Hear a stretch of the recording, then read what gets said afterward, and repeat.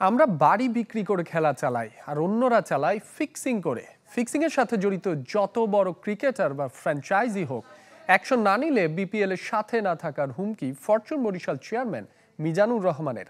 পারিশ্রমিক ইস্যুর নেতিবাচক প্রভাব নিয়ে উদ্বিগ্ন এই ফ্র্যাঞ্চাইজি কর্তা।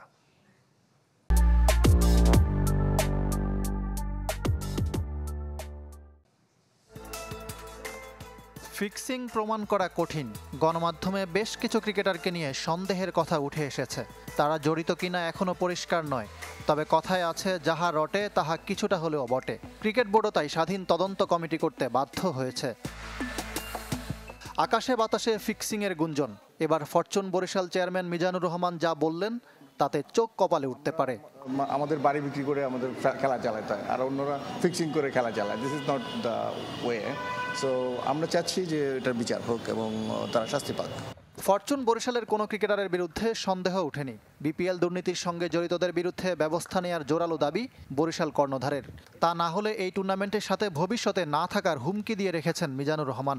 এটা যদি না করেন তাহলে দেশের ক্রিকেট ধ্বংস হয়ে যাবে। আপনাকে এটার অ্যাকশন নিতেই হবে। সে যত বড় মানের প্লেয়ারই হোক, যত বড় মানের ফ্রাঞ্চাইজি হোক না কেন, আপনাকে এটার অ্যাকশন না নিলে আমাদের মতো মানুষ থাকবে না। সোজা কথা, একেবারে সিম্পল ইস্যু। আমরা টিকবো না। শুধু ফিক্সিং নয়, পারিশ্রমিক ইস্যুর প্রভাবও পড়েছে বরিশালের মতো দলের উপর। রাজশাহীর ঘটনার পর এখন নাকি অগ্রিম টাকা ছাড়া আসতে চাচ্ছেন না বিদেশিরা। বরিশালের কাছে অন্তত কোনো প্লেয়ার, বিদেশি প্লেয়ার কোনোদিন টাকা অগ্রিম চায়নি। বাট রিসেন্টলি আমি একটা ইন্টারভিউতে বলেছি যে আমাদের কাছে পর্যন্ত অগ্রিম টাকা চেয়েছে। ইকরাম হুসাইন, চ্যানেল 24, ঢাকা।